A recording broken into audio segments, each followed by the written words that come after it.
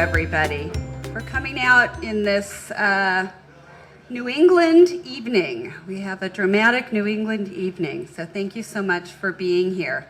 I'm going to go ahead and get started. I have a few kind of informal things I'd like to talk about, and then we're going to move to the business meeting, and then we're going to move to what you probably really came for, which is this amazing presentation that we have tonight. So, good evening and welcome. I'm Deborah Lamb, and thankfully I am the outgoing chairman. I'm looking at the incoming chairman. He's not looking at me. Tonight we have a terrific presentation for you. Longtime Conservancy naturalists and environmental educators, Steve Brown and Hugh Markey, along with our Conservancy President and Chief Science Advisor, Dr. Peter August, will update us on exploration and education on Napatri, a 25-year history. As you probably all remember, this is our 25th anniversary of the Watch Hill Conservancy. We were started in 1999, and many people were involved in making sure this organization was started and has such a substantial backbone to be built upon. But two people that I always keep in mind about this are Chaplain Barnes and Fred Whittemore. And you're here, exactly. Hands up to that.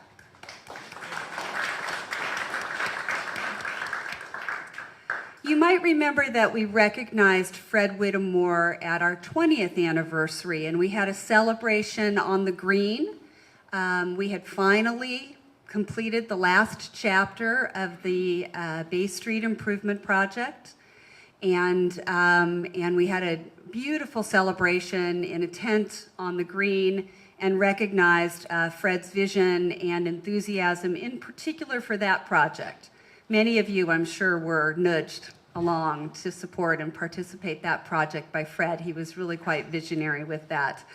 And at that time, we had created a wood plaque in his honor, and it was really lovely. But as we had it here on site, we realized it really wasn't up for the task. And so the board made the decision and commitment to have a bronze plaque commissioned. And you may have seen it. It's now mounted. It was just mounted a week or so ago, or a few days ago, in the atrium space of the livery here. It's to my right, to your left, before you come into the room there. So I hope you'll take a few minutes to look at it. It's really spectacular. And I see many board members, past board members, science advisors, many leaders in our organization over the years, and I know you all worked closely with Fred, and so I hope you'll take a minute to recognize it. If it's all right with you, I'd like to read you the wording, because I think it's pretty darn good. Frederick B. Whittemore, 1930 to 2022, whose great wit and spirit, vision, generosity, and tenacity has helped preserve and enhance Watch Hill and the South Shore for future generations to love, cherish, and enjoy. And then it lists many of his leadership roles in our community. Of course, there were many leadership roles, you know, on Wall Street in New York, in the theater, and all kinds of places. But in our community, Fred was the founding member and first president of the Watch Hill Conservancy.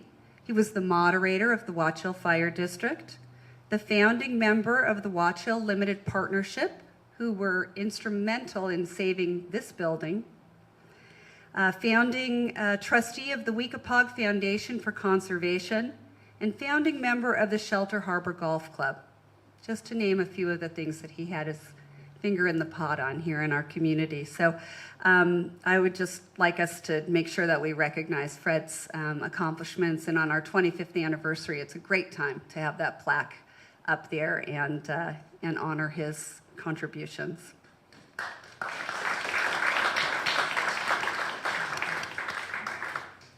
The other thing I would like to take a moment to do is to share with you some of what I think are the most notable accomplishments of the Watch Hill Conservancy over the last 25 years. And it's taken every single one of you to do any and all of these things, so thank you very much. Over 25 years, we've accomplished a tremendous amount, and these are 6 highlights that I think are worth recognizing. To help establish the Shore Commercial Watch Hill Zoning District to protect and preserve historic Watch Hill. You may remember that Chap and Rich Youngkin worked tirelessly to draft zoning legislation that was finally passed by the Town Council some years ago and has really been an impactful tool to help preserve the character of Bay Street and the commercial mixed-use character of this particular part of our neighborhood. Another was initiating and overseeing the completion of the Bay Street Improvement Project, which undergrounded the utility lines and installed decorative street lighting along Bay Street. We all did a lot, including open your wallets. This group was very generous in supporting that project financially, as well as Grant, others that tirelessly worked on getting the permits, getting things coordinated and accomplished, and Bay Street looks stunning now.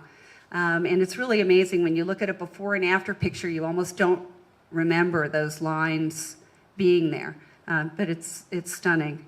The Conservancy was granted a conservation easement over the Napatree Point Conservation Area to assure the protected property will be retained forever in its current natural and scenic condition. Thank you. All of our naturalists, all of our science advisors, every board leader that has fought tirelessly to protect that area. And thank you to the Watch Hill Fire District for entrusting the Watch Hill Conservancy with that mission. It is in very good hands. We were also able to create our acclaimed summer Monday evening lecture series, Landfair Live. Many of you have been enjoying that. This was our 7th season. We were able to purchase this space, the Landfair Livery Reading Room, named after Chaplain B. Barnes. This is home to our fabulous education lecture series, Landfair Live, which I mentioned earlier, as well as other community events and programming, and is offered, all of our events here offered free of charge to the public. And most recently, and thank you, Dr. Peter August, for this one, we were able to produce a spectacular 331-page hardbound book compiling 10 years of the State of Napatree reports. And it's entitled Napatree Point, A Decade of Stewardship. You can buy it online. Just contact the office. We can give you all of the details. It's also on our website. But thank you for 10 years of reports and studies and stewardship and raising young conservationists and scientists out there. It's been really a spectacular journey on that. And that's just a handful of the things the Conservancy's been able to accomplish in the last 25 years. There's a lot more to do, and I think together we can probably handle any of it. So I look forward to seeing what we do together going forward. All right, let's move on to the business portion of this meeting so we can move on to the fun presentation that we've got. I would like to introduce Jane O'Connell, who will walk us through approving the minutes. Thank you, Deb. I'm sure that you all read the minutes very carefully. They were distributed, and there's some in the back, in which case I would request that a vote to waive the reading of the minutes. Second?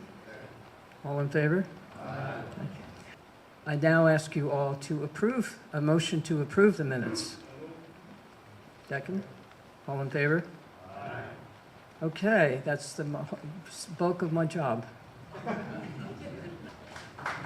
I know. Don't go far. You're coming back.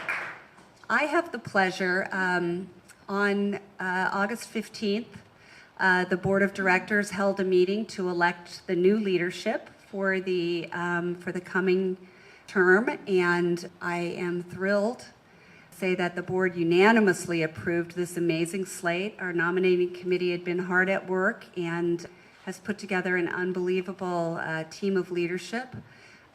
We have the Honorable Dennis Algier as chairman, Dr. Peter August as president, Jane O'Connell as secretary, Peter Gummison as treasurer, Grant Simmons as vice president, and Lawrence Whittemore as vice president. I have worked personally with every single one of these people for countless hours, and you are in great hands. This is an unbelievable A team. So please put your hands together for the new leadership team. And now I'm going to have Jane and Brian come up and present the new slate for election. The slate that is presented is a work of the nominating committee that Brian and I think, chair. Mm-hmm. And would you like to do the vote? Why don't I go ahead?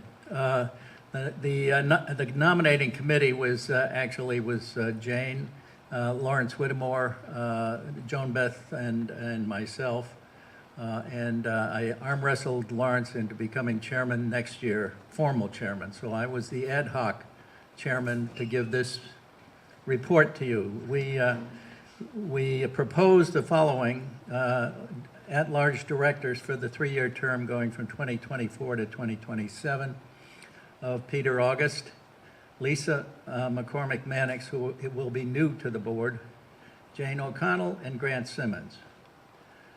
We also confirmed the proposed representative directors representing the various organizations that are a part of the board, and Joan Beth as the representing the Watch Hill Fire District, J.B. Dawkins as Misquamicut Club, Andrew Musser for the East Beach Association, Joan Patton for the Watch Hill Memorial Library and Improvement Society, Peter Renahan for the Watch Hill Lighthouse Keepers Association, and Grant will represent the Watch Hill Yacht Club. That's our proposal to you for a vote. Is there any questions or concerns? That was quick. You'll move the adoption. Is there a second? All those in favor? Thank you very much. Thank you. I'm Peter Gumison, Treasurer, and this is a quick walkthrough of the financial summary of the Conservancy. At the top is the membership information, tracking how our campaign year runs from November 1 to October 31. And as you can see, our membership households are up and our total giving is up. And Barbara will go into a little more detail later. Next down, you see the summary of our dollar inflows and outflows. A large source of our funding is from you, our members. And while our campaign year runs from November 1 to October 31, this shows you the amounts received in the year-to-date period. November, December are actually very high giving months for us. We also raise money through events like the Celebration of Summer that kicks off the summer season. And it was a success, and the amounts generated were also up over last year. And then finally, the last is the funds, we also fund operations through the grants that we receive, restricted grants from local organizations and also government entities. And that's also up nicely for the year. On the expense side, we have our people and programming costs, costs to maintain and invest in our properties and equipment, and overhead and other items that we need to run the organization that you can see there. I wish I could say the large surplus you see at the bottom of the page for this year's year-to-date would survive for the rest of the year, but it really reflects timing differences on when we were invoiced for certain expenses and paid them last year versus this year, and we do expect that surplus to decline over the remainder of the year.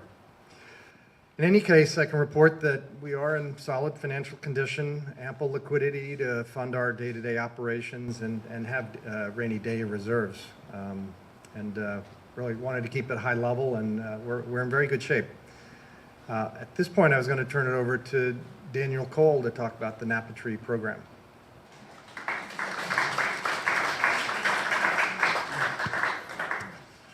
Thank you, Peter. So for y'all who don't know me, my name's Daniel Cole. This is my 3rd year as the Napa Tree Point Conservation Area Manager. Very excited to be leading a tremendous team out there of Napa Tree naturalists. And every year I kind of like to come up and let you know a little bit about what was going on out on Napa Tree throughout the year. And we do this with a quick update, and I'm calling it Napa Tree by the numbers. And since I work with a variety of science advisors that I see out there, we're going to tell you this is preliminary data. Please don't publish it out anywhere. So We have 10 incredible Napatine naturalists that hopefully some of you met this year, and some in the back, that none of the work could be done without these folks. You'll see 8 up here, 2 come on for specialty projects that are in their area of expertise. So Chris, Emma, Emily, Daria, Steve, Hugh, Tom, Paige, and Matt and Jen are the folks I believe I'm missing out there. So this year, we've had, since May, an estimated 16,000 visitors, over 4,000 boats that we've had out on Napatree. This is most like an undercount. We had some more data coming in.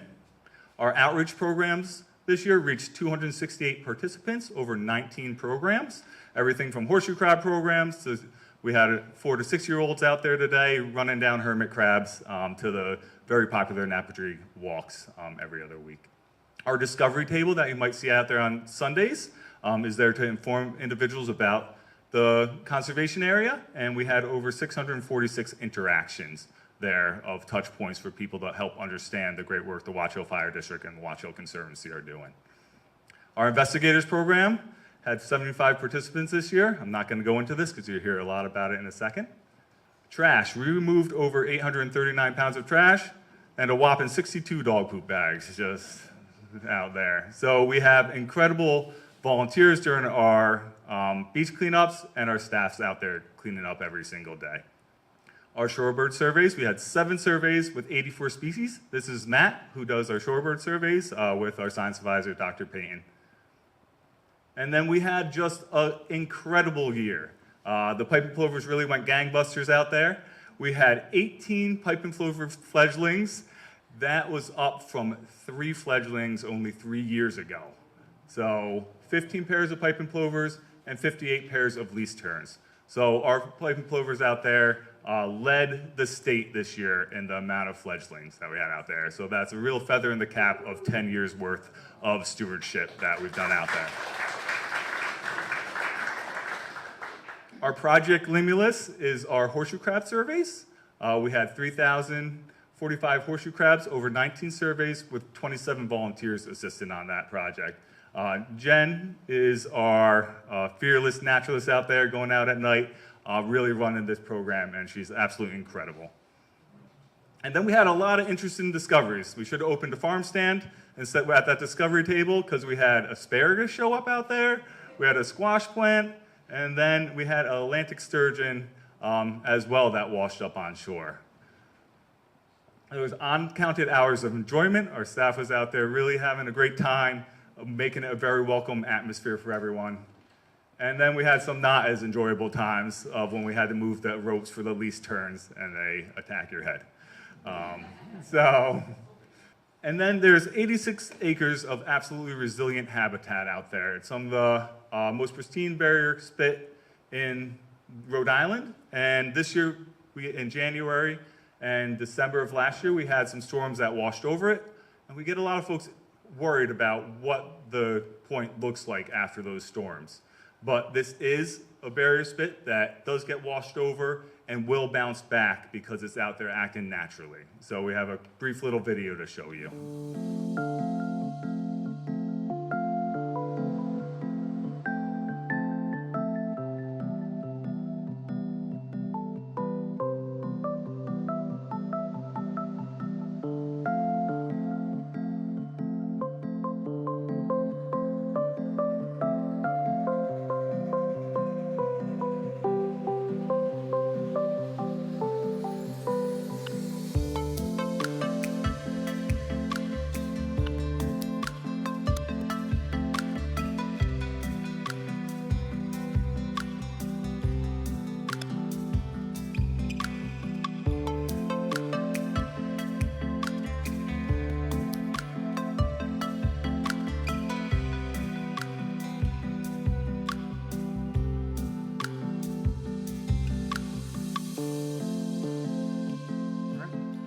So we had a great year, and it will continue here through the winter out on Napatree. So I hope to see you all out there, what I think is the best time of year, the fall, when all the birds and plants are moving through. So thank you.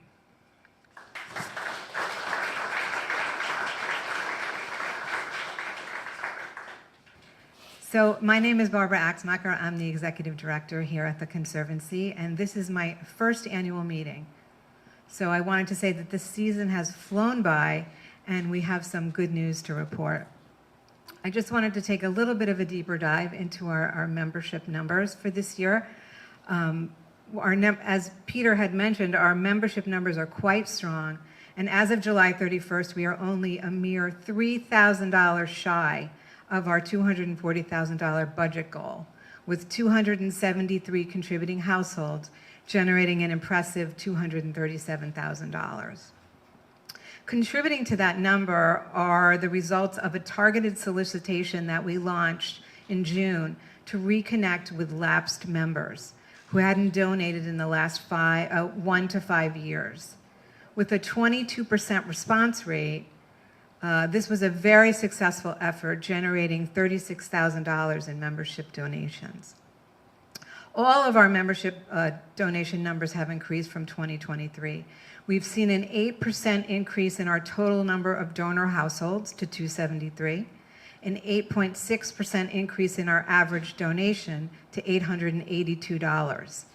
This has resulted in a 15.5% increase in our total campaign dollars year to date. Although the $100 category is our most popular giving level, it is encouraging to learn that our $250, $500, and $1,000 giving levels have all increased in 2024.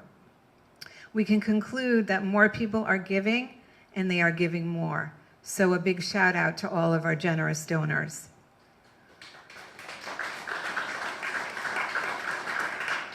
That being said, our novelty fundraiser, Adopt a Plover, continues to generate interest and revenue. Launched in March to coincide with the return of the plovers to Napattree for the 2024 season, this campaign encourages supporters to symbolically adopt a Napattree plover. For a $25 donation, we issue a customized adoption certificate, a plover fact sheet, a thank you letter, and a beautiful plover sticker. To date, we have received donations totaling $4,400. Most importantly, over 50% of these plover donors are new to the Conservancy.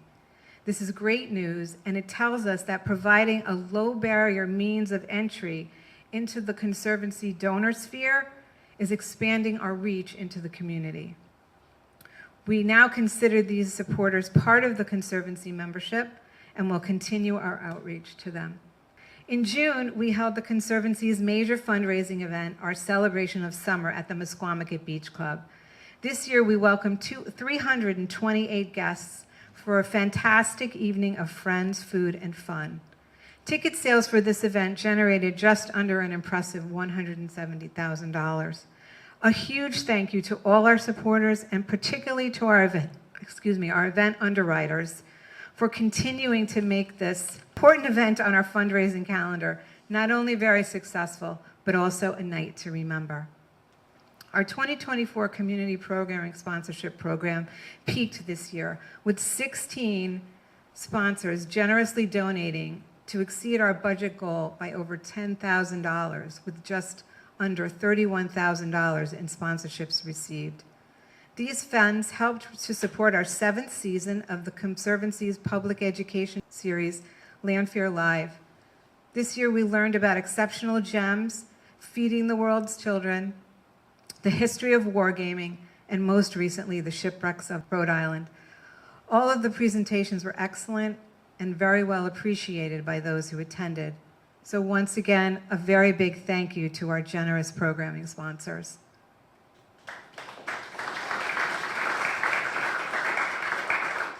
Finally, I would like to say that since 1999, the Conservancy has been committed to protecting the natural, architectural, and cultural identity of Watch Hill and Little Narragansett Bay. Thank you for your interest and support of our good works. With your continued assistance, we are confident the next 25 years will be equally as impactful.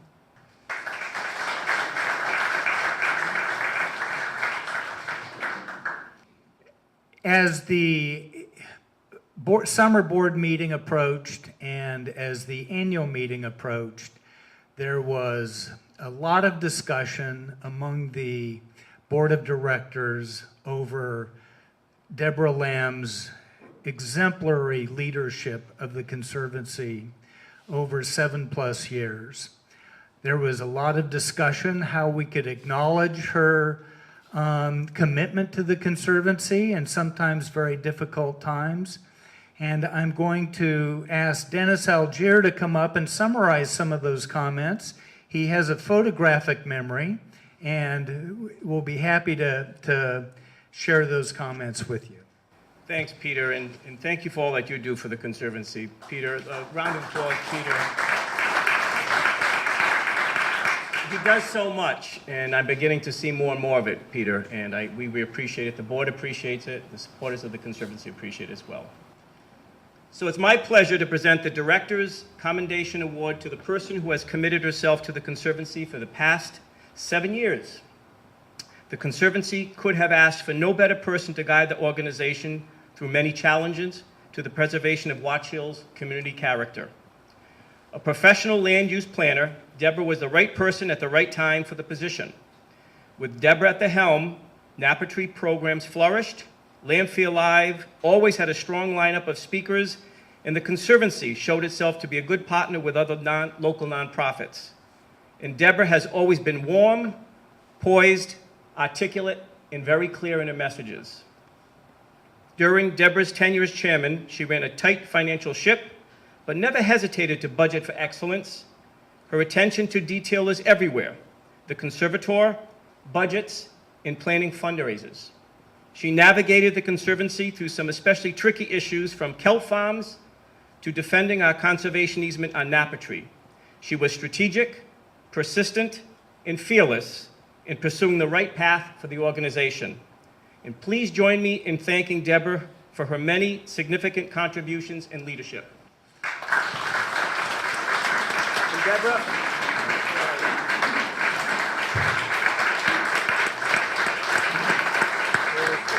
come on up.